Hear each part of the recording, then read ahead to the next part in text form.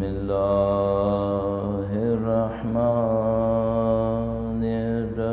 الرحيم الحمد لله رب العالمين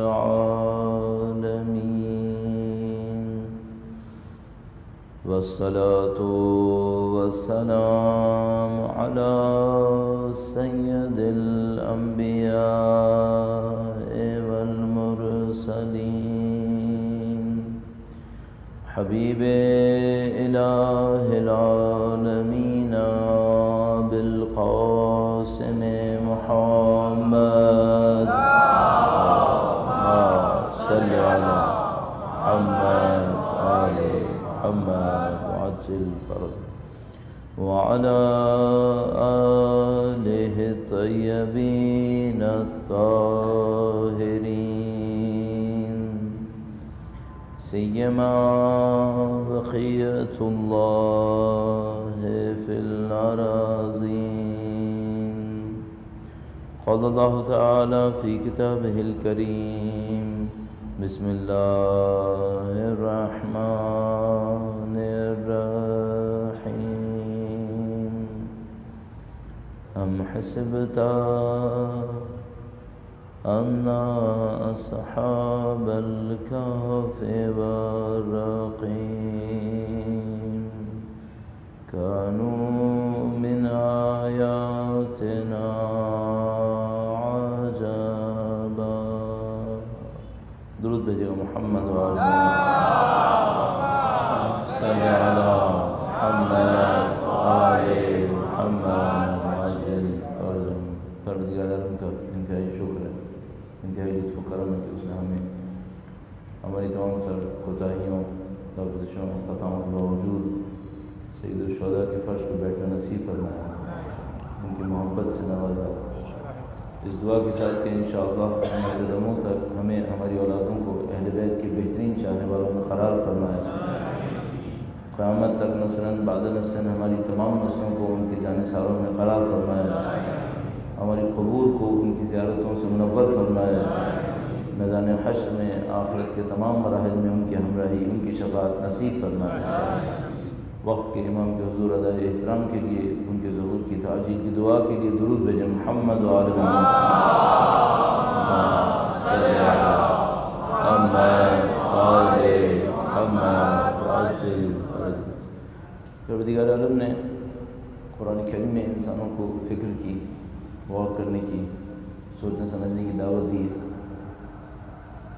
متعدد آیات کریمہ ہمارے پاس موجود ہیں جس میں تدبر، تفکر، تعقل اور اس طرح کے مختلف الفاظ کو استعمال کیا گیا ہے.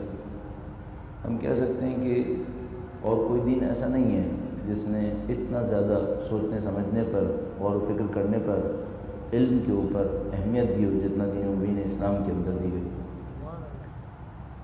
اس کے ساتھ خدا تعالیٰ نے غور و فکر کے لیے موضوع بھی معین کیا ہے. کس چیز پہ غور و فکر کیا جائے، کس انداز میں غور و فکر کیا جائے، اس غور و فکر کا ہدف کیا ہونا چاہیے، ان موضوعات کو بھی خدا تعالیٰ نے طے کیا. اور جب ہم ان موضوعات کو دیکھتے ہیں تو قرآن کریم اس اعتبار سے بھی ایک منفرد کتاب بنتی ہے. ہم لوگ چونکہ عربی زبان میں قرآن کریم پڑھتے ہیں اور عربی زبان میں پڑھنے کی وجہ سے بعض اوقات ایسی حساس چیزوں کو نظر انداز کر بیٹھتے ہیں، ورنہ خدا تعالیٰ نے جن چیزوں کو سوچنے کی دعوت دی ہے ان میں اونٹ ہے. اونٹ پہ سوچنے کی دعوت دی ہے، سورج کے اوپر سوچنے کی دعوت دی ہے. سورج کے اوپر غور کرو، دن اور رات کی تبدیلی کے اوپر غور و فکر کرو. میرا اپنے خیال ہے کہ آج کے زمانے میں بھی اگر ہم اپنے بچوں کی تربیت اس طرح سے کرتے کہ مثال کے طور پر پہلے دوسری سال کی عمر سے اپنے بچے کو یہ سمجھاتے کہ مثال کے طور پر تمہیں جانوروں پر بھی غور و فکر کرنا چاہیے، جیسا قرآن کریم ہمیں سکھانے کی کوشش کر رہا ہے، تو شاید ہماری قوم غور و فکر کے اعتبار سے دنیا کی سب سے اچھی قوم میں تبدیل ہو جاتی ہے. اس حد تک خدا تعالیٰ نے اس بات کے اوپر اصرار فرمایا ہے کہ جن کو آیات تعبیر کیا ہے قرآن کریم نے، وہ خود قرآن کریم نہیں ہے. قرآن کریم نے اپنے آپ کو آیات نہیں کہا ہے، قرآن کریم نے کائنات کو آیات کہا ہے۔ انبیاء کرام علیہ السلام کے لیے ارشاد فرماتا ہے یتلو علیہم آیاتہ ویزکیہم ویعلمہم الکتاب والحکمۃ۔ جو پہلا جملہ ہے یتلو علیہم آیاتہ، یتلو عربی زبان کے اندر ایک قدم کے اوپر دوسرے قدم کو رکھنے کو کہتے ہیں۔ ایک قدم رکھے انسان، دوسرا قدم رکھے کہ اس کے پیچھے پیچھے قدم پہ قدم رکھتا چلا جائے، اس کو یتلو کہتے ہیں۔ فرمایا یتلو علیہم آیاتہ، یہ جو انبیاء ہوتے ہیں، نبی خدا ہوتے ہیں، یہ اللہ کی آیتوں کو اس طرح ایک کے بعد ایک کر کے لوگوں کے سامنے بیان کرتے رہتے ہیں۔ اب ہم جب آیات کو ترجمہ آیات میں کریں گے تو پھر آیات سے مطلب ہم قرآن کریم کی آیتیں لے لیں گے، تو ہم یہ کہیں گے کہ وہ آیات کو بیان کرتے ہیں جیسے والعصر ان الانسان لفی خسر، جبکہ قرآن کریم میں شاید یہ نہیں ارشاد فرمایا یتلو علیہم آیاتہ ویزکیہم، ان آیات کو بیان کرتے ہیں، ان کا تزکیہ کرتے ہیں، ان کے نفوس کو پاکیزہ کرتے ہیں۔ وَيُعَلِّمُهُمُ الْكِتَابَ وَالْحِكْمَةَ، اور جب ان دو عمل سے گزر جاتے ہیں تو پھر ان کو کتاب اور حکمت کی تعلیم دیتے ہیں۔ اگر پہلے والے یتلو میں آیات میں قرآن کریم لے لیں تو پہلے قرآن سکھایا جا چکا ہے، پھر اب کون سی کتاب ہے جس کو سکھا رہے ہیں؟ اس کا مطلب ہے پہلے والی آیات کے اندر آیات سے مراد نشانیاں ہیں کہ انبیاء کرام علیہ السلام انسانوں کے سامنے نشانیوں کو بیان کرتے ہیں۔ جب نشانیوں کو بیان کرنے کے نتیجے میں لوگوں کی توجہات حاصل ہوتی ہیں اور لوگوں کے ذہن کھل جاتے ہیں کہ ہاں اب ہمیں سیکھنا چاہیے، اس وقت سکھاتے نہیں ہیں، تزکیہ کرتے ہیں، ان کو پاک و پاکیزہ کرتے ہیں، کیونکہ اگر وہ پاک و پاکیزہ نہیں کریں گے تو وہ کتاب کی پاکیزگی کو حاصل کرنے کے قابل نہیں بنیں گے۔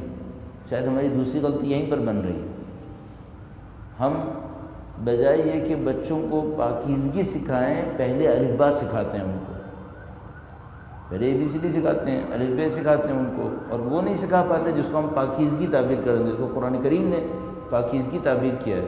یتلو علیہم آیاتہ ویزکیہم ویعلمہم الکتاب والحکمہ، کتاب کی تعلیم بھی دیتے ہیں اور حکمت کی تعلیم بھی دیتے ہیں۔ یہ قرآن کریم کا سوچنے سمجھنے کے اوپر ایک اصرار ہے۔ درود بھیجے گا محمد و آل محمد صلی علی محمد و آل محمد وعجل فرج۔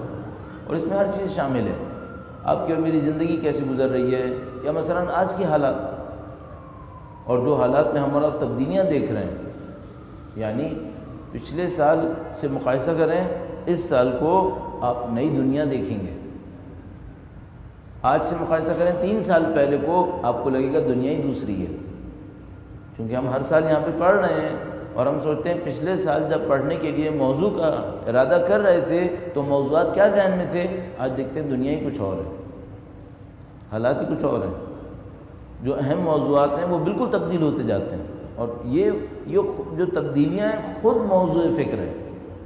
خدا متعال نے کہا اس کے اوپر بھی غور و فکر کرو، جہاں پر فرمایا اختلاف لیل و نہار، صبح اور شام کی تبدیل ہونے کے اوپر غور و فکر کرو، اسی اعتبار سے اقوام کے لیے فرماتا ہے قوموں کے اوپر غور و فکر کرو، سیروا فی الارض، زمین کے اندر گھومو، اور اس کے بعد دیکھو فاعتبروا، عبرت حاصل کرو، پھر اس سے دیکھو کیف کان عاقبۃ المفسدین، جنہوں نے زمین کے اوپر اچھا کام نہیں کیا ان کی عاقبت کیا ہوئی۔ پھر اقوام کو خود موضوع بحث قرار دیتا خدا نے متعال۔ اس اعتبار سے کہ ہمیں اس غور و فکر کے اوپر بھی تشریح کرنی ہے اور اس عمل کو بھی انجام دینا ہے، ہم نے ایک موضوع کا انتخاب کیا، اور وہ جو موضوع ہے وہ ایک خاص قوم سے مربوط ہے، اور اس قوم کو بیان کرنے سے پہلے میں چند مقدمات اقوام کے متعلق کے عنوان سے آپ کی خدمت میں عرض کروں گا، اور یہ بھی عرض کرتا چلوں کہ ہدف کیا ہے۔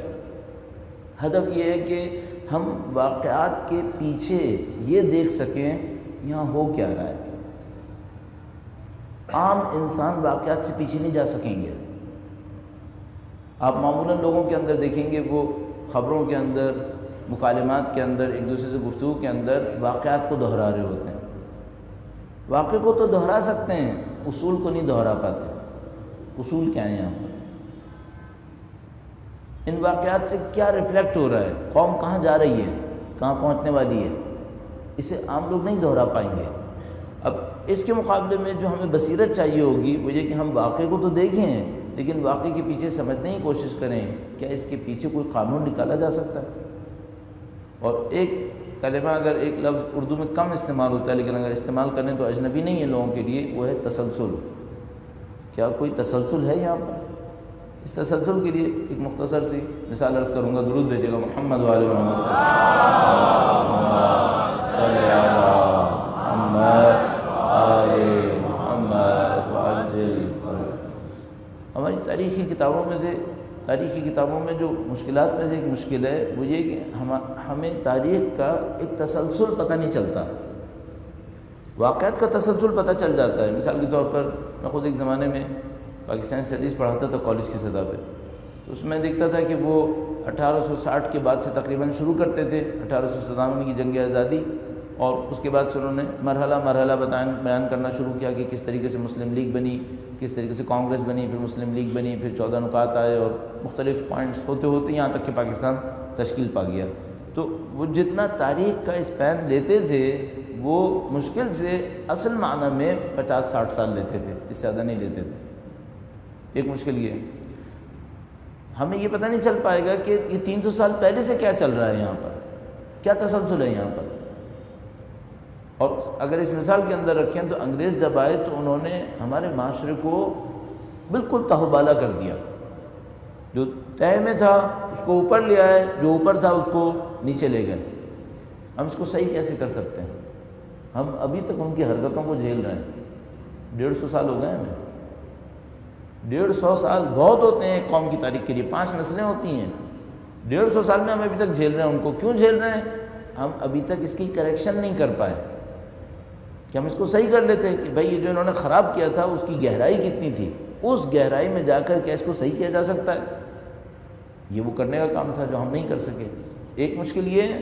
دوسری مشکل ہمارے ساتھ یہ ہے کہ جو ہمیں سکھانے والا ہے وہ ہمیں بتا رہا ہے کہ 1860 میں ہندوستان میں یہ ہوا، 1870 میں یہ ہوا، 80، 90، 1900، 1910، 20، 40، 47 سب بتا رہے ہیں بر صغیر میں یہ ہوا۔ بر صغیر کا ہمسایہ روس ہے، وہاں رشین ریولوشن آیا تھا 1918 میں، اس کا ہندوستان پہ کوئی اثر نہیں پڑا تھا۔ کیا پاکستان کی تحریک اس کمیونسٹ انقلاب سے متاثر نہیں ہوئی تھی؟ ہوئی ہوگی۔ اصلا ایک بہت بڑی تبدیلی جس کی وجہ سے انگریز ہمارے اوپر بیٹھے تھے، بہت بڑی ایک تبدیلی جس نے پہلی جنگ عظیم کے بعد سے ہمیں کارنر میں ڈال دیا تھا اور کسی اور چیز کو اوپر کر دیا تھا۔ آج تک میں گارنٹی سے کہہ رہا ہوں ہماری تاریخی کتابوں میں پوائنٹ آؤٹ نہیں ہوا ہے۔ ایران اور ہمارے مقابلے میں، ہمارے مقایسے میں 1860 سے لے کر 1920 پہلی جنگ عظیم کے بعد تک ہم پرائم امپورٹنس رکھتے تھے، اور ایران جو تھا وہ پیریفری میں تھا۔ ایران پہ قبضہ اس لیے کیا تھا کہ روس وہاں سے اندر نہ گھس جائے انگریزوں نے۔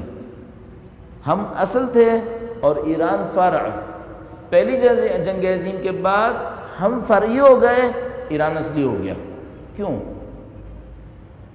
نہ ہم نے اس پوائنٹ کو سنا ہوگا کہ یہ تبدیلی آئی پہلی جنگ عظیم کے بعد، نہ ہم نے یہ سنا ہوگا ایسا ہوا کیوں۔ 1909 میں ایران میں تیل نکلا تھا، اور اس تیل نے لوگوں کے سامنے ثابت کر دیا تھا کہ اگر پانی کے جہاز تیز چلانے ہیں تو کوئلے کو ہٹا کر تیل لے آؤ، پانی کا جہاز تیز چلے گا۔ پوری برٹش امپائر پانی کے جہاز کے اوپر بنی ہوئی تھی۔ ان کو ایک نیا اسلحہ ملا، جیسے ہی وہ اسلحہ ملا ہماری اہمیت ختم ہو گئی، ان کی اہمیت بڑھ گئی۔ اب بر صغیر ان کے پروٹیکشن کے لیے کھڑا تھا، ان کو ہم سے کوئی سروکار باقی نہیں رہا تھا اس کے بعد سے۔ یہ سب چیزیں ہمیں دیکھنی پڑیں گی۔ میں نے صرف مثال آپ کی خدمت میں عرض کی ہے کہ ہم جب تاریخ پڑھ رہے ہوتے ہیں تو ہم ان اعتبار سے ناقص رہ جاتے ہیں، ہماری معلومات میں گہرائی نہیں ہوتی، تو ہمارے بچے صرف رٹ رہے ہوتے ہیں کہ 1860 میں یہ ہوا، 70، 80، 90، اور اس کے بعد 2000، 1900 اور 1947 کے اندر یہ سب کچھ ہو گیا۔ کچھ نام رٹ لیتے ہیں، کچھ جگہیں رٹ لیتے ہیں، کچھ سال رٹ لیتے ہیں، لیکن جس کو ہم انالیسس کہتے ہیں وہ انالیسس بچوں کو نہیں سکھا رہے ہم۔ اچھا، جب بچوں کو انالیسس نہیں سکھا رہے تو بہت بڑی ایک مشکل ہے، وہ کیا ہے؟ مثال کے طور پر جنگ جیسا اخبار بھی ان کو دھوکہ دے سکتا ہے، کوئی مسئلہ ہی نہیں، تجزیاتی دماغ بنا ہی نہیں ہے، انالیسس کی عادت پڑی نہیں ہے، تو کوئی بھی چیز سکھا دے وہ سب سکھا لیں گے، کوئی مشکل نہیں ہے۔ تو جس نے یہ بنایا ہے میڈیا کا سسٹم، اسی نے ایجوکیشن بنائی ہے. اس کو پتہ ہے میں نے پرائمری اسکول سے لے کر کالج تک کون سے لوگ بنائے جن کو جب بڑے ہوں گے تو اس ٹاک شو سے دھوکہ دیا جا سکتا ہے.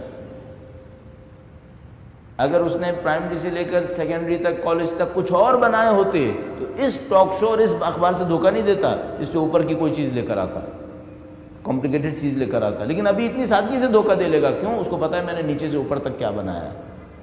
اب اس کے مقابلے میں ہم کیا کر سکتے ہیں؟ اپنا تعلیمی نظام نہیں بنا سکتے.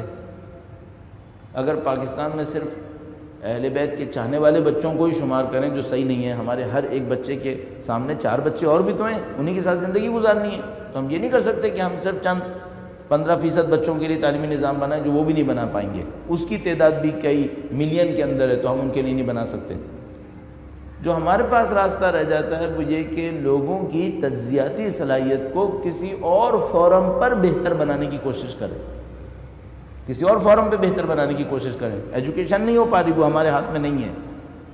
اگر ہم ایجوکیشن کے فورم سے ان کو انالیٹیکل نہیں بنا سکتے تو پھر جو دوسرا سب سے بڑا فورم ہمارے پاس ہے وہ ممبر ہے. یہ ممبر ہے. اس کا کام یہ ہے کہ یہ لوگوں کو عقل مند بنائے، عقل مند بنائے. کس کے مقابلے میں؟ جذباتی کے مقابلے میں. وہ میڈیا اور وہ تعلیمی نظام وہ ان کو پہلے ہی کافی حد تک جذباتی بنا چکا ہے. اب ہمارا کام یہاں پہ ہونا چاہیے تھا کہ ہم یہاں پر مزید جذبات کو بڑھانے کے بجائے عقل اور شعور کو یہاں پہ بڑھائیں. بدقسمتی ہمارے ساتھ یہ ہوئی کہ ہم نے اس کو بھی جذبات میں زیادہ استعمال کیا. جذبات میں استعمال کیا. کیوں؟ یہ کام بہت آسان تھا، اور جذباتی قوم کے مقابلے میں عقل اور شعور کو بڑھانا وہ کام بہت مشکل کام تھا. ڈیمانڈ بھی کم تھی اس کی. اب کوئی تو وقت آئے گا کہ کریکشن ہو، کہیں سے تو صحیح کرنا پڑے گا. اچھا ایک اور مشکل بھی ہے ہمارے ساتھ، کم تھوڑی ہے مشکلات. مشکل یہ ہے کہ کیا لوگوں کو پڑھنے کی عادت ہے؟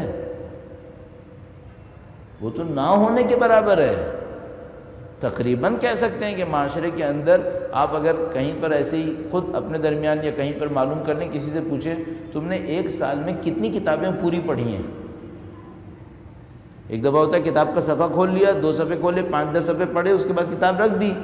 اس کو تو مطالعہ نہیں کہہ پائیں گے. اخبار پڑھ لیا، اس کو مطالعہ نہیں کہہ پائیں گے. رسالہ اٹھایا، کچھ حصے پڑھ لیے، یہ بھی مطالعہ نہیں ہوگا. ایک کتاب اٹھائے شروع سے لے کے آخر تک ختم کرے، ذرا پوچھے گا پچھلے سال میں کتنی کتابیں پڑھی ہیں.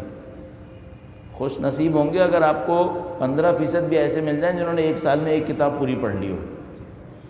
نہیں ملے گی. اس کا مطلب پڑھنے کا ٹرینڈ ہے ہی نہیں ہمارے. اب ہمارے پاس صرف ایک راستہ رہ گیا ہے، یہ ہمارے پاس ہے، دوسروں کے پاس یہ نہیں ہے. اس کے ذریعے سے فکر اور شعور کو بڑھائیں، عقل کو بڑھائیں، اور اس فکر اور شعور کے ذریعے سے لوگوں کو تجزیاتی ذہن دے دیں. اگر تجزیاتی ذہن ہوتا ہے لوگ سازشوں کا شکار نہیں ہوتے. لوگ تجزیہ کرنے کی طاقت رکھتے ہیں. چھوٹی چھوٹی سی مثالیں دی جا سکتی ہیں. اس میں ایک سادہ سی مثال عرض کروں گا آپ کی خدمت میں. درود بھیجیے گا محمد وآل محمد.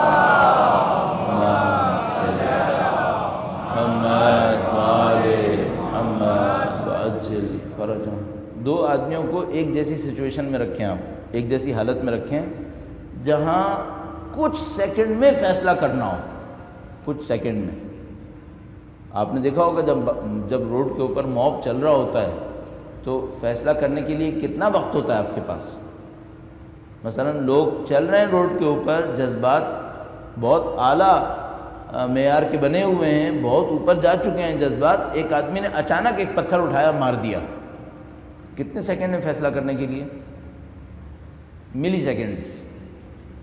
کوئی یہ سوچے اب میں بیٹھوں گا لوگوں سے پوچھوں گا ہاں بھائی مشورہ کرتے ہیں کیا کرنا ہے، ایسی کوئی کہانی نہیں ہے. چند سیکنڈ آپ کے پاس ہیں، چند سیکنڈ آپ نے دیر کی تو سب لوگوں نے پتھر اٹھا کے مارنا ہے. زیادہ تر لوگ ایسی ایک سچویشن میں کیا کریں گے؟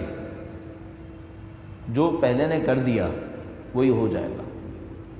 اچھا اس کے بعد پھر کیا ہوگا؟ اس کے بعد تو یہ سمجھ لیجیے ایک چین آف ایونٹ ہے، ایک کے بعد ایک وہ ٹریگر کرتا رہے گا. اس نے پتھر مارا، اس نے وہاں سے وہ پتھر مارا، پھر یہ ایک کسی کو لگا، خون نکلا، خون کو دیکھا، ایک اور کام کیا، پھر تو معاملہ ختم ہو چکا ہے۔ وہ چند سیکنڈ جو تھے وہ فیصلہ کرنے کے تھے، اور معمولاً لوگ ان چند سیکنڈز کے اندر اپنے عقل کو استعمال نہیں کرتے، جذبات کو استعمال کرتے ہیں۔ اچھا، کبھی ایسا ہو سکتا ہے کہ کسی قوم کو اس حد تک پہنچا دیا جائے کہ ان چند سیکنڈ میں عقل کو استعمال کرنے لگے؟ ہاں، کیا جا سکتا ہے، یہ کیا جا سکتا ہے۔ اس کے اوپر بہت اسٹڈیز ہوئی ہوئی ہیں، اس کے اوپر بے انتہا کام ہوا ہوا ہے کہ ہاں یہ کام کیا جا سکتا ہے، لیکن بہت مشکل کام ہے، بہت مشکل کام ہے۔ پرائمری اسکول سے اس کو صحیح کریں تو ہو سکتا ہے، لیکن ہمارے پاس ایسے کوئی وسیلہ نہیں ہے۔ میں نے آپ کی خدمت میں عرض کیا، ہمارے پاس صرف یہ وسیلہ ہے کہ ہم یہاں سے کچھ لے کر چلیں، کچھ چیزوں کو لوگوں کے ذہنوں میں طے کر دیا جائے۔ جب طے کر دیا جاتا ہے تو وہ لوگوں کے لاشعور میں بیٹھ جاتا ہے۔ اگر لوگوں کے لاشعور تک بیٹھ جائے کہ ہم نے یہ غلط کام نہیں کرنا ہے، تب تو وہ چند سیکنڈ میں بچیں گے، ورنہ نہیں بچ سکتے، ورنہ سازش سے دو چار ہو جاتے ہیں۔ تو جو کچھ محنت کرنی پڑے گی وہ تجزیاتی ذہن بنانے کے اوپر کرنی پڑے گی، سوچنے سمجھنے والے ذہن کے اوپر، اور ان قوانین کو سمجھنے کے اوپر۔ ہم نے ان وجوہات کی بنیاد پر ہمیشہ ہر سال کوشش کی ہے کہ جو بھی موضوعات ہم انتخاب کریں اس میں تھوڑا بہت تجزیہ تحلیل ہو، تاکہ جو آپ کسی کتاب میں پڑھ سکتے تھے نہیں پڑھا، یا شاید کتابوں میں بھی کم ملتا، اردو زبان میں کم از کم، وہ آپ کو یہاں پہ سننے کو مل جائے۔ اس پہ کوئی گفتگو نہیں ہے کہ سب لوگ بات مانیں، نہیں، اس پہ نہیں گفتگو۔ گفتگو اس بات پر ہے کہ یہ سوچنے کا ایک طریقہ ہے، اس کو دیکھیے تاکہ ذہن سوچنے کی طرف جائے، اور جب سوچنے سمجھنے کی طرف سب لوگ جائیں گے تو پھر نئی طاقتیں بنیں گی انشاءاللہ۔ موضوع آپ کی خدمت میں عرض کروں گا، درود بھیجے گا محمد و آل محمد، صلی اللہ محمد و آل محمد وعجل فرجهم۔ قوم ہونے کے ناطے ہمارے سامنے جو بار بار سوال آتا ہے وہ یہ کہ کیا پچھلی قوموں سے سیکھا جا سکتا ہے؟ انسان کی جو فطرت کے اندر ہے وہ پچھلی قوموں سے سیکھتا ہے۔ جتنا بھی آپ پیچھے جائیں، 2000 سال، 4000 سال، 5000 سال، آپ جا کے دیکھیں گے لوگوں کو کہانیاں یاد ہیں۔ یہ کہانیاں کیوں یاد ہیں؟ جس زمانے میں کاغذ نہیں تھا، قلم نہیں تھا کہ ریکارڈڈ ہسٹری ہو، تو لوگ کیسے کیا کرتے تھے؟ پچھلی قوموں کے واقعات کو یاد رکھتے تھے۔ کس طرح یاد رکھتے تھے؟ کبھی وہ علاقائی نغمے ہوتے تھے، کبھی عرب میں جیسے شاعری ہوتی تھی، لیکن ان سب میں جو کامن پوائنٹ آپ کو ملے گا، یہ ہسٹری کو یاد رکھتے ہیں۔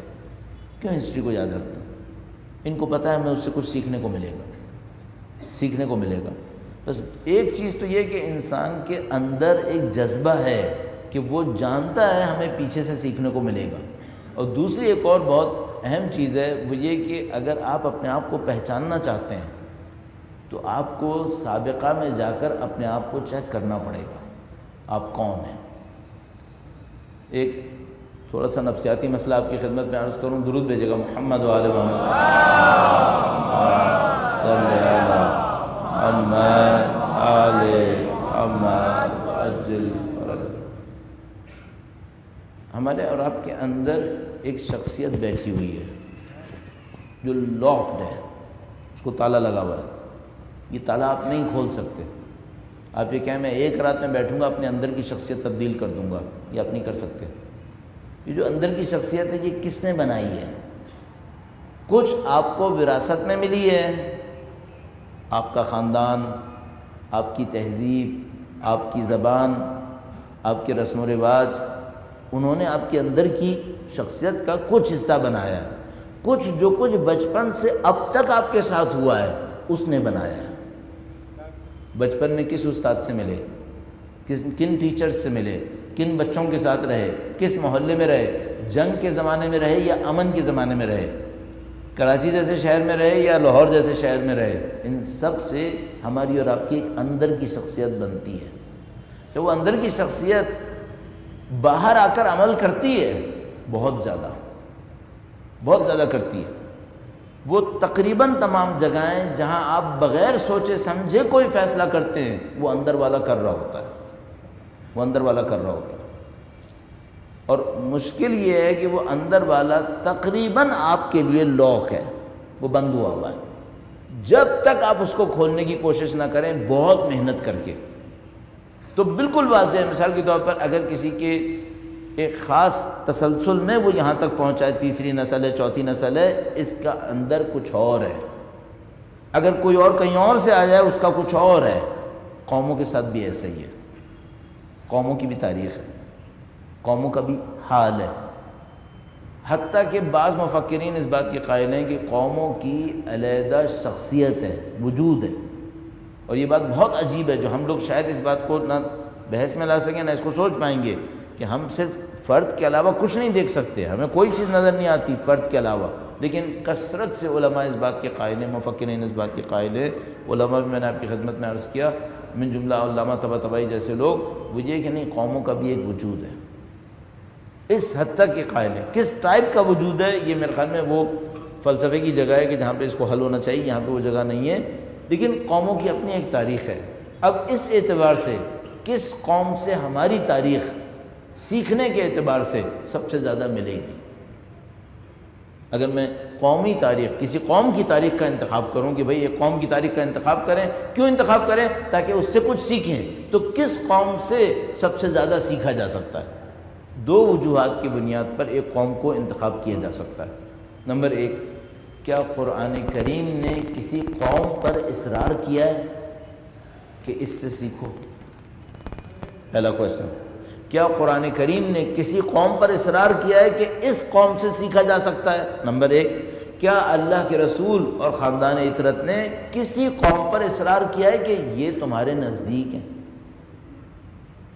دونوں پر جواب ہاں ہے.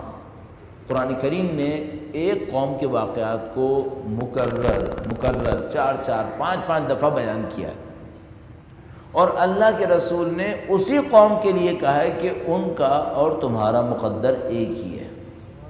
ان کا اور تمہارا مقدر ایک ہی ہے. میں ابھی آج بھی ایک روایت دیکھ رہا تھا جس میں اللہ کے رسول نے ارشاد فرمایا، جس طرح ایک کنگھی کے دانے ایک جیسے ہوتے ہیں نا، تم اور بنی اسرائیل ایک ہی جیسے ہو. جس طرح کنگھی کے دانے ایک جیسے ہوتے ہیں، روایت کا دوسرا حصہ کہتا ہے جیسے جوتے کے جوڑے میں 2 جوتے ہیں، تم ایسے ہی ہو. اس کے بعد فرمایا جو کچھ ان کے ساتھ واقع ہوا وہ تمہارے ساتھ واقع ہوگا. قرآن کریم نے بھی سب سے زیادہ قوم بنی اسرائیل کے اوپر اصرار کیا ہوا، سب سے زیادہ واقعات انہی کے ہیں. اور حدیث رسول نے بھی اس کے اوپر اصرار کیا کہ نہیں، تم میں اور میں بہت شباہت ہے. اس شباہت کی میں نے جو رسول اللہ نے 2 انداز بیان فرمائے وہ آپ کی خدمت میں عرض کیے. اس کو دیکھتے ہوئے جب ہم نے یہ سوچا کہ ہم کسی قوم کو اسٹڈی کریں، مطالعہ کریں جس سے ہم یہ سیکھ سکیں ہمارے ساتھ کیا ہو سکتا ہے یا ہمیں کیا کرنا چاہیے مختلف جگہوں کے اوپر، تو ہمیں قوم بنی اسرائیل کی تاریخ سمجھ میں آئی. تو ہم نے اس عشرے کے لیے تاریخ بنی اسرائیل اور عصر حاضر اس موضوع کا انتخاب کیا. انشاءاللہ خدا متعال کی دی ہوئی توفیق سے، اہل بیت اطہار علیہ السلام کے لطف و کرم سے اس معاملے کو سمجھنے کی کوشش کریں گے. درود بھیجے گا محمد وعلی محمد صلی اللہ علیہ محمد عجل فرج. یہاں چونکہ موضوع میں تھوڑی سی پیچیدگی ہے، تھوڑا سا ابہام بھی ہے، اس خاطر عرض کرتا چلوں ہمارا ہدف یہ نہیں ہوگا کہ ہم مثال کے طور پر ہسٹری کو پڑھانے کی کوشش کریں، تاریخ کو پڑھانے کی کوشش کریں کہ یا بتانے کی کوشش کریں کہ مثلا 1372 قبل از مسیح میں یہ ہوا یا 1450 قبل از مسیح میں یہ ہوا. یہ ہمارا ہدف نہیں ہے. ہمارا ہدف بس اتنا ہے کہ ہم قوم بنی اسرائیل کا ایک اجمالی جائزہ لیں کہ ان کے ساتھ کیا ہوا اور ان سے کچھ قوانین حاصل کرنے کی کوشش کریں جن کا اطلاق ہم پر ہو سکے کہ ہاں ٹھیک ہے یہ وہ قوانین ہیں جن کے اوپر ہمارے اوپر بھی اثر ہو سکتا ہے.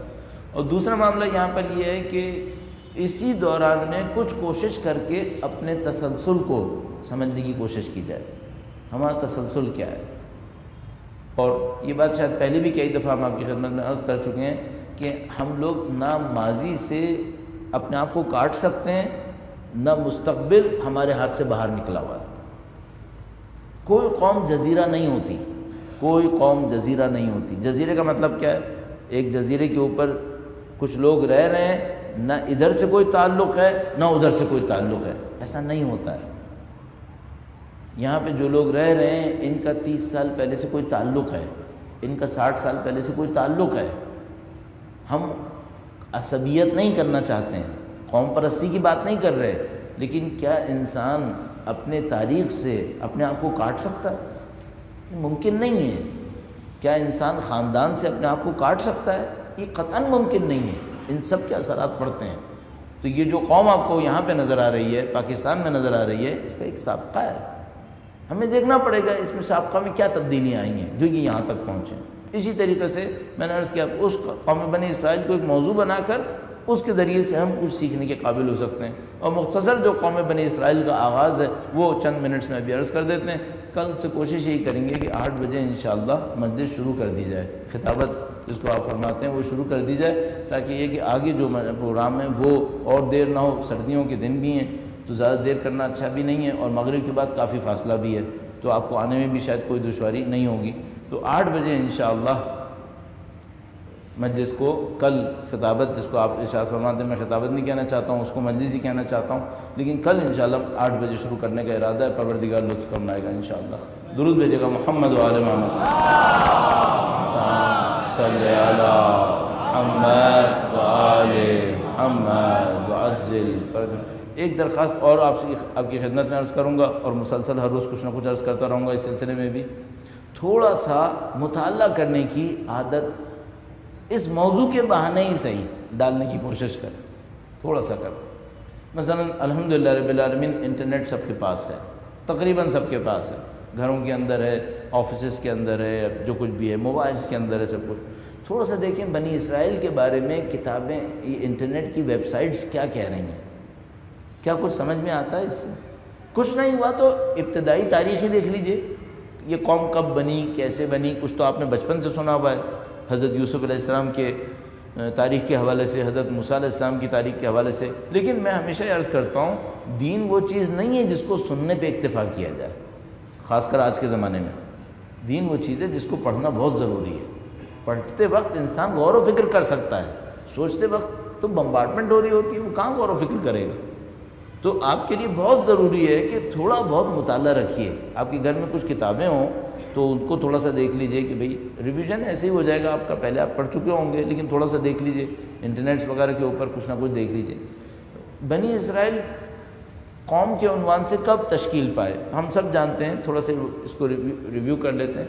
وہ یہ کہ حضرت یعقوب کا لقب اسرائیل تھا، اور اسرائیل عبرانی زبان جس کو ہیبریو کہتے ہیں، ہیبریو زبان کا لفظ ہے، دنیا کی قدیم ترین زبانوں میں سے ایک عبرانی زبان ہے. اس لفظ کا مطلب عربی میں عبداللہ لیا جاتا ہے، اللہ کا بندہ. ظاہر ہے کہ وہ حضرت یعقوب علیہ السلام کی بندگی کی وجہ سے، اللہ تعالیٰ کی اطاعت کی وجہ سے ان کا یہ لقب پڑا کہ ان کو لوگ اللہ کا بندہ تعبیر کرتے تھے.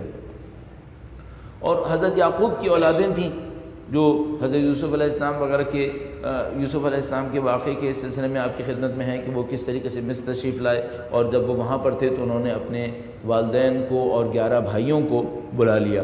اور وہ جو 11 بھائی آئے ان میں سے ایک بھائی کا نام یہودا تھا.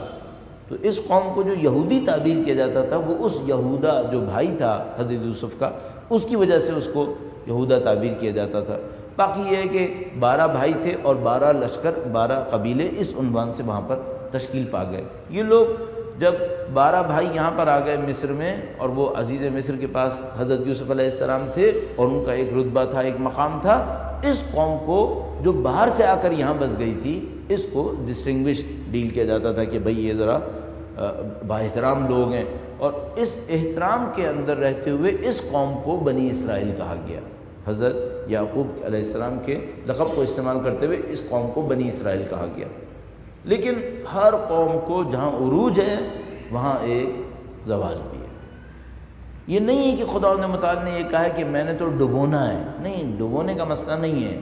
ہم انسانوں کی کچھ نہ کچھ کوتاہی ہے. اچھا، یہ موضوع بھی بہت اہم موضوع ہے جو سب کے درمیان ہے، پڑھی لکھی قوموں کے درمیان، سب کے درمیان ہے. مثال کے طور پر انگریزوں کے درمیان، ابھی جو قومیں ہیں ان کے درمیان بھی ہے کہ قوموں کے عروج اور زوال کی کیا کوئی کہانی قانون کی صورت میں ہے. آپ کو پاس پتہ ہوگا کہ ہمارے پاس دنیا اسلام کے اندر سب سے پہلے جس نے اس کے اوپر کام کیا وہ ابن خلدون تھا. ابن خلدون نے اس کے اوپر سب سے زیادہ محنت کی، اور تاریخ ابن خلدون کا ایک مقدمہ اس نے لکھا جس کے اندر ان فلسفی باتوں کو ڈیل کیا کہ کیا قوموں کے عروج اور زوال کی کوئی کہانی ہے. پھر یہ موضوع ہمارے درمیان تو رہا لیکن انگریزوں کے درمیان نہیں تھا، یہاں تک کہ ان کے درمیان یہ موضوع آج سے تقریباً 400 سال پہلے آیا، اور ان کے مختلف اسکالرز آئے، انہوں نے جس میں اس بات کی طرف توجہ دی کہ قوموں کا کوئی عروج و زوال بھی ہوتا ہے۔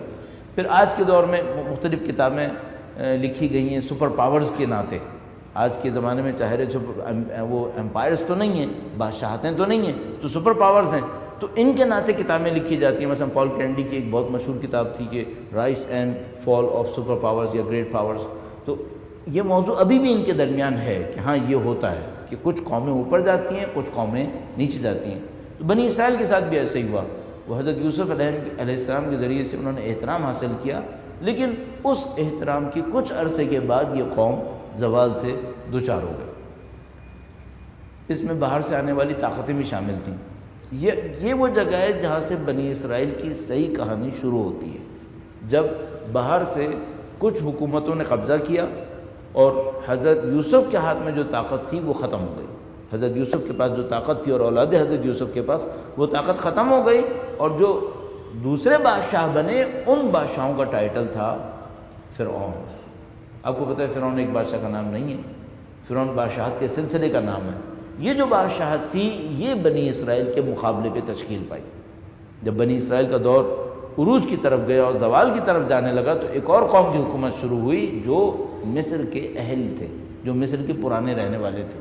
انہوں نے حکومت بنائی اور وہ حکومت کافی حد تک نیشنلزم کی بیس پہ بنی، یعنی بجائے یہ کہ وہ یہ کہتے کہ ہم ایک قوم ہیں، ہم حکومت بنا رہے ہیں، انہوں نے کہا کہ یہ جو بنی اسرائیل تھے یہ باہر سے آئے تھے، ہم ان کے خلاف ایک لوکل گورنمنٹ بنا رہے ہیں۔ تو انہوں نے کافی حد تک عصبیت کا سہارا لیا اور ایک حکومت تشکیل دی۔ اب اس عصبیت کے مقابلے میں بنی اسرائیل آئی اور بنی اسرائیل اس کا مقابلہ نہیں کر سکی، اور اس کے نتیجے میں بنی اسرائیل کا زوال ہونا شروع ہوا۔ ہم کل سے انشاءاللہ اس جگہ سے شروع کریں گے کہ زوال کے دوران بنی اسرائیل کی کیفیت کیا تھی اور یہ زوال آیا کیوں تھا اور اس زوال کو اس قوم نے قبول کیوں کیا تھا۔ اچھا، ممکن ہے کہ فوری طور پر یہ سوال بھی لوگوں کے ذہن میں آتا رہے کہ بھئی اس سے ہمیں فائدہ کیا ہوگا۔ تطبیق نہیں کرنا چاہ رہا، تطبیق کرنا کام بہت مشکل ہے کہ ہم سوچیں بنی اسرائیل کا فلاں واقعہ ہمارے کس واقعے سے ٹکرائے گا، کیوں؟ 1400 سال کی بات ہے۔ اگر اللہ کے رسول نے فرمایا تمہاری اور بنی اسرائیل کی تاریخ ایک ہے، ہماری تاریخ کتنی ہو چکی ہے؟ 1400 سال ہو چکی ہے۔ ہماری جو امت ہے یہ کتنی بڑی ہے؟ اس وقت 1 ارب سے اوپر ہے، 1 ارب سے اوپر ہے۔ کیا میں یہ سوچوں کہ اس 1.25 ارب 1.5 ارب قوم جو اس وقت ہے اور 1400 سال سے چل رہی ہے، تو کیا بنی اسرائیل کی تاریخ کو اس طرح سیٹ کر کے بولتا شروع کر دوں کہ پہلی ہجری میں جو ہوا وہ بنی اسرائیل کا پہلا سال تھا، دوسری صدی ہجری میں جو ہوا وہ بنی اسرائیل کا دوسرا سال تھا؟ اتنی آسانی سے نہیں ہوگا، اتنی آسانی سے یہ کام نہیں ہوگا۔ ہمیں بنی اسرائیل کی تاریخ سے، واقعات سے قوانین نکالنے پڑیں گے، ان قوانین کو ہم یہاں پہ منطبق کر سکتے ہیں۔ اب میں اگر اس انطباق کا ایک انداز آپ کی خدمت میں عرض کروں اور تیزی سے عرض کروں گا، درود بھیجے گا محمد و آل محمد، اللہم صلی علی محمد و آل محمد وعجل فرج۔ یہ جو کام میں کرنے والا ہوں یہ تھوڑا سا حساس ہے، حساس اس اعتبار سے کہ غلطی کی گنجائش بہت زیادہ ہے، اور وہ اس کو اس طرح سے دیکھ سکتے ہیں آپ 2014 میں ہیں، 1947 میں آیا شیعت پاکستان میں اسی مقام پر تھی جس میں اس وقت 2014 میں ہے جب پاکستان تشکیل پایا؟ کوئی بھی تاریخ لے لیجئے اور اس میں ذرا جا کر دیکھ لیجئے کہ جب پاکستان تشکیل پایا تو تشیع کا مقام کیا تھا۔ تشیع کا مقام کس اعتبار سے، یعنی اب یہاں پہ تھوڑا سا فرق کرنا پڑے گا، ایک ہے شیعت قوم ہونے کے ناطے اور ایک ہے شیعہ انفرادی حیثیت میں۔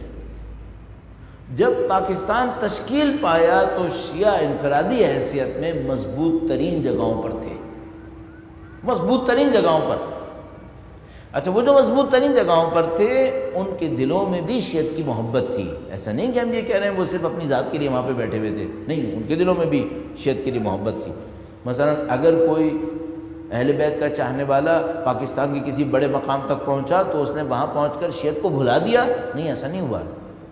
اپنی دانش میں جو بہتر سمجھ رہا تھا اس نے کیا ہے، صحیح ہے۔ اس وقت کو سوچیں 1947 میں انفرادی طور پر شیعہ کہاں پہنچے ہوئے تھے، اور ذرا اب کو تصور کریں، اب کو سوچیں۔ تو اس وقت ہم تقریباً ایک ایسی جگہ پر ہیں کہ ہم اندر کم سے کم اس بات کا سامنا کر رہے ہیں کہ کوئی بڑی جگہ پہ یہ پہنچ نہ جائے۔ اس وقت ہم اس جگہ پر ہیں کہ اگر ہمارا کوئی بندہ کسی بڑی جگہ پر پہنچنے کا ارادہ کر رہا ہو تو قابلیت کے علاوہ بھی اسے بہت کچھ کرنا پڑے گا، اتنی آسانی سے نہیں پہنچے گا۔ اچھا 1947 میں کیا تھا؟ تقریباً ساری بڑی جگہوں کے اوپر اہل بیت کے چاہنے والے تھے۔ میں نہیں کہہ رہا کہ یہ عروج اور زوال ہے، نہ وہ عروج کی نشانی ہے نہ یہ زوال کی کہانی ہے، لیکن تبدیلی تو آ گئی نا۔ آیا اس تبدیلی کا کوئی محرک نہیں ہے؟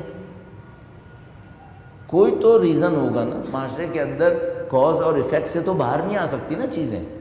اگر یہ آواز آپ کو سنائی دے رہی ہے تو اس میں بھی دسیوں کاز اینڈ ایفیکٹ ہیں جو آواز کو وہاں تک لے کے جا رہے ہیں۔ تو ابھی میں سوچ رہا ہوں کہ اتنے سال پہلے کم سے کم انفرادی سطح پر اہل بیت کے چاہنے والے ایسی ایسی جگہوں پر تھے۔ اب اس سے کسی نیچے کی جگہ پر پہنچنے کے لیے بھی قابلیت کے سوا بہت کچھ چاہیے کہ وہ پہنچ سکے۔ یہ تبدیلی کیوں آئی ہے؟ اس تبدیلی میں عناصر کون کون سے ہیں؟ یہ تو جو ہونا تھا ہو گیا، اس کو مطالعہ نہیں کریں گے تو اگلا نقصان ایک اور آئے گا۔ اگلے 40 سال میں کیا ہوگا؟ اگر یہی سیکوینس آگے چل گئی تو کیا ہونے والا ہے؟ دو راستے ہیں، یا ہم اس سیکوینس پہ سرنڈر کر گئے تو مستقبل بہت برا ہے، اور ایک اور دوسری پکچر بھی آتی ہے۔ وہ کیا؟ جب بھی کسی قوم کو غیر معمولی طور پر مشکلات کا سامنا کرنا پڑتا ہے تو اس قوم کی صلاحیتیں نکھر جاتی ہیں، اس قوم کی صلاحیتیں نکھر جاتی ہیں۔ وہ کیسے؟ بہت سادہ سی بات ہے۔ کبھی آپ تصور کیجئے کہ اگر کسی کے اوپر بہت بڑی کوئی مشکل آ رہی ہو تو وہ جسمانی طاقت دکھاتا ہے جو زندگی بھر میں اس نے نہیں دکھائی ہو۔ یہ جسمانی طاقت کہاں سے آتی ہے اس کے پاس؟ اس عالم میں یہ اتنا طاقتور ہوتا ہے، ذرا کسی کے سامنے کسی کو مثال کے طور پر مشکل میں مبتلا کر کے دیکھیں تو اس کے پاس ایک طاقت آتی ہے جس سے وہ اپنا دفاع کرتا ہے۔ پوری زندگی میں اتنی طاقت نہیں آئی ہوگی اس کے پاس، اچانک اس لمحے میں کیوں آتی ہے؟ تو ہم کہتے ہیں بھائی باڈی کا یہ میکینزم ہوتا ہے، فلاں فلاں انزائمز ہوتے ہیں، فلاں فلاں وہ جو گلینڈس ہوتے ہیں وہ یہ کام کر رہے ہوتے ہیں تو باڈی میں اچانک اتنی طاقت آ جاتی ہے۔ میں نہیں کہہ رہا کہ قوم کے ساتھ ایگزیکٹلی ایسا ہی ہوتا ہے، لیکن قوموں کے پاس یہ دو راستے ہوتے ہیں، یا تو سرنڈر کر گئے تو کچل گئے، اور اگر کہیں سنبھال گئے تو جیت گئے۔ کیوں؟ اتنا پسنے کے بعد یا تو بالکل ختم یا اپنے آپ کو بنا گئے۔ اب ظاہر ہے یہ تو ہمیں سمجھ میں آ رہا ہے کہ کوئی ہمیں پیسنے کی کوشش کر رہا ہے، لیکن جو ہم چاہیں گے وہ یہ کہ ہم سرنڈر نہ کریں بلکہ اس کو بھی ایک اپرچونٹی میں تبدیل کر دیں۔ اس کو بھی، یہ جو بہت بڑا معرکہ ہے، اس معرکے کو بھی اپنے لیے ایک اپرچونٹی میں تبدیل کریں کہ ہم اس سے بھی فائدہ اٹھا کے جائیں یہاں سے۔ بندے تو شہید ہو رہے ہیں نا، اور مستقبل قریب میں ہم اس کو ختم نہیں کر پا رہے۔ اب جب کہ ایسا ہے تو فائدہ اٹھاؤ، پھر فائدہ اٹھاؤ، اور فائدہ اٹھا کر اس میدان سے ایک ایسی جگہ پہنچ جائیں جہاں ہمارے دشمن نے سوچا بھی نہیں ہوگا کہ یہ قوم وہاں بھی پہنچ سکتی ہے۔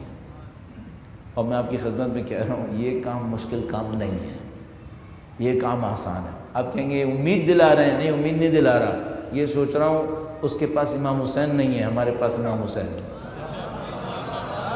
اس کے پاس نہیں ہے، ہمارے پاس ہے، ہمارے پاس طاقت ہے۔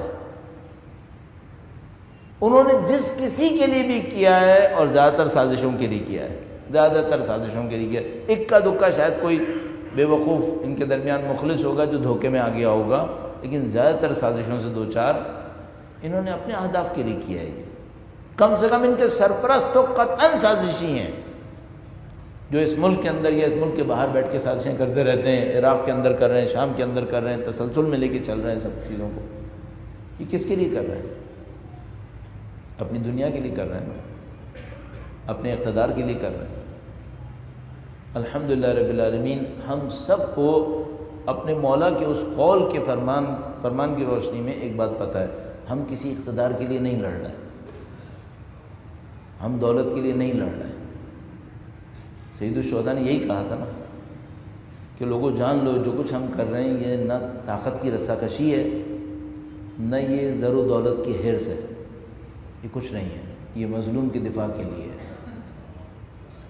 لِنُرِيَ الْمَعَالِمَ مِنْ دِينِكَ، ہم جانتے ہیں ہمارے لوگ شہید ہو رہے ہیں، بچے یتیم ہو رہے ہیں، ہمیں بھی نظر آ رہا ہے، لیکن ہم سب کو ایک بات پتہ ہے، ہم نے کسی محل کھڑے کرنے کے لیے قربانی نہیں دی،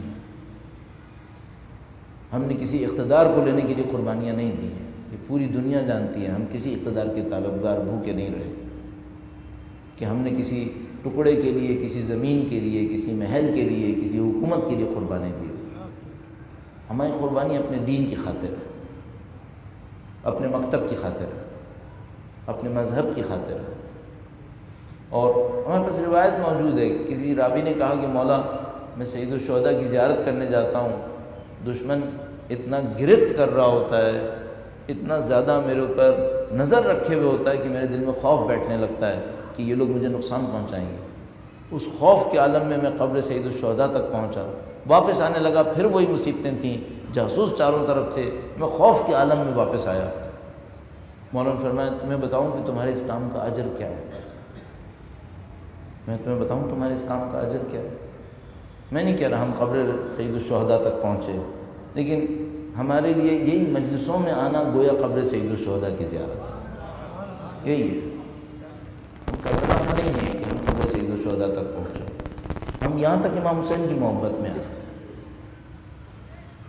ہاں خوف کا سامنا کرنا پڑا تھا، ہاں کرنا پڑا تھا، دشمن کی گرفت تھی کہ ہاں تھی، لوگ مرتے تھے، ہاں مرتے تھے۔ پھر مولا نے فرمایا تم ایک بات پہ مطمئن رہنا، اگر تم نے دنیا میں حسین کی خاطر خوف اٹھایا ہے نا، خدا تمہیں محشر میں خوف میں آنے نہیں دے گا، پوری دنیا خوف میں مبتلا رہے گی۔ تم نے حسین کی خاطر خوف اٹھایا ہے نا، تمہیں محشر میں کوئی خوف نہیں دے گا، بلا خوف و خطر رہو گے۔ دوسرے لوگ کہیں اور رہیں گے، تم امام حسین کی ہم نشینی میں رہو گے، ان کے ہمراہ رہو گے۔ عزیزان محترم، یہ خدا کا نظام عدل ہے۔ یہ آپ نے امام حسین کے لیے خوف بھی اٹھایا ہے، آپ کا دل بھی دھڑکا کہ میرا دشمن تو کہیں مجھے نہیں دیکھ رہا، اس کو بھی امام حسین نے سوچا ہے کہ میرے ماننے والے نے خوف اٹھایا ہے۔ کیوں ایسا ہے؟ ہم اگر خوف اٹھا رہے ہیں تو میرے مولا جانتے ہیں ان کی اولاد نے کیسے خوف اٹھایا، شام غریباں کیسے آئی تھی، کربلا کی مصیبتیں کیسے آئی تھی۔ پہلی مجلس ہے، اور جب بھی عشرے کی پہلی مجلس ہوتی ہے تو خواہ نہ خواہ کوئی بھی ایام ہو، میرا دل چاہتا ہے بی بی سیدہ کے مصائب پڑھیں۔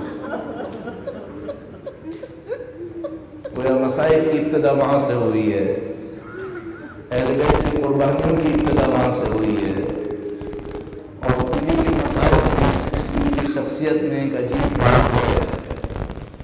جب بھی بی بی کے فضائل بھی پڑھو تو لوگوں کو گریہ آتا ہے، ان کے نام میں ایک عجیب تحصیل ہے۔ میں بی بی کے مصائب سے صرف چند روایتیں کروں گا، اس سعادت کو حاصل کرنے کی کوشش کروں گا۔ میں کہوں گا بس اس وقت کو یاد کر لیجئے گا، ہم نے خوف کا تذکرہ کیا، اس وقت کو یاد کیجئے گا جب حسن و حسین نانا کے انتقال کے بعد، دنیا سے جانے کے بعد گھر کے ایک گوشے میں کھڑے ہوں گے اور وہ سوچ رہے ہوں گے کہ لوگ ہمیں تسلیت کہنے آئیں گے، لوگ ہمیں تعزیت کہنے کے لیے آئیں گے۔ بچے کیا سوچیں گے کہ ہمارے نانا نبی خدا کا انتقال ہوا ہے، ہماری ماں بے باپ کی ہوئی ہے، میری ماں کو تسلیت کہنے آئیں گے، تعزیت پیش کرنے کے لیے آئیں گے، اچانک گھر کے اوپر لوگوں کا ہجوم لگ گیا، لوگوں نے چلانا شروع کر دیا، نہیں معلوم سید الشہداء پہ کیا گزری ہوگی، امام مصطفیٰ پہ کیا گزری ہوگی، اور نہیں معلوم بی بی زینب بی بی ام کلثوم پہ کیا گزری ہوگی۔ بچیاں ماں سے نزدیک ہوتی ہیں نا، بچے نسبتاً باپ سے نزدیک ہوتے ہیں، لیکن بچیاں ماں سے نزدیک ہوتی ہیں، شاید مسائل کے پہلو کو کہنا زیادہ آسان ہوتا ہے، لیکن توجہ دلانا ضروری ہے۔ بس جب وہ دروازہ گرا تو بی بی نے کسی بچی کو نہیں بلایا، مجھے نہیں معلوم پہلے سے ہی شاید بچوں کو سمجھا دیا ہوگا کہ دیکھو بچہ امتحان کا وقت آنے والا ہے، تو ایسے چھوٹا سا کمرہ ہوگا، کوئی بہت بڑا سیدہ پہ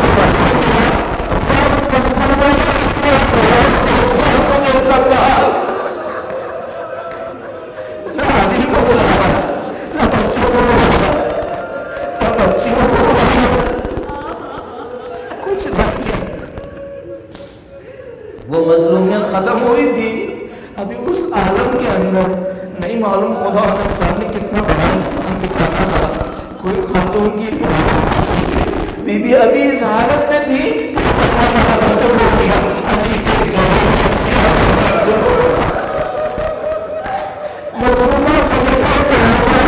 اس حالت میں امیر المومنین کا ہاتھ پکڑتی ہے، فرماتی ہے علی کا دفاع کروں گی، میں کہوں گا امام کا دفاع۔ اس حالت میں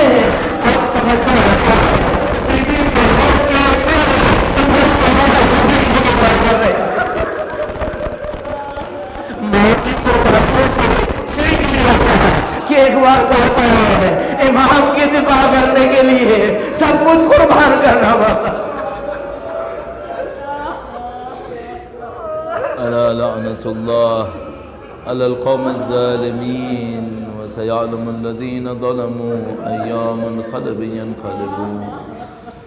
پروردگارہ تجھے واسطہ محمد و آل محمد کا اس خلیل کو اپنی بارگاہ میں قبول فرما۔ اے پاک پروردگار تجھے واسطہ محمد و آل محمد کا ان کی نورانیت سے دلوں کو منور فرما۔ اے پاک پروردگار تجھے واسطہ محمد و آل محمد کا پرچم قرآن و اہل بیت دنیا کے کونے کونے تک پہنچانے کی سعادت نصیب فرما۔ ان کے چاہنے والے دنیا میں جہاں کہیں گے ان کی جان مال عزت و آبرو کی حفاظت فرما۔ اے پاک پروردگار تجھے واسطہ اہل بیت کی مظلومیت کا سید و سردار مولا اور آقا امام آخر الزمان کے ظہور میں تعجیل فرما، ان کے لشکر کی تعداد میں اضافہ فرما، ان کے دشمنوں کو نیست و نابود فرما، جو امام کے نام سے لڑ رہے ہیں خدایا قابل ہدایت نہ ہو تو واصل جہنم فرما۔ اے پاک پروردگار ہماری زندگیوں کا اختتام دین کی راہ میں شہادت قرار فرما۔ ربنا تقبل منا انک انت السمیع العلیم بجاہ محمد و آلہ الطاہرین۔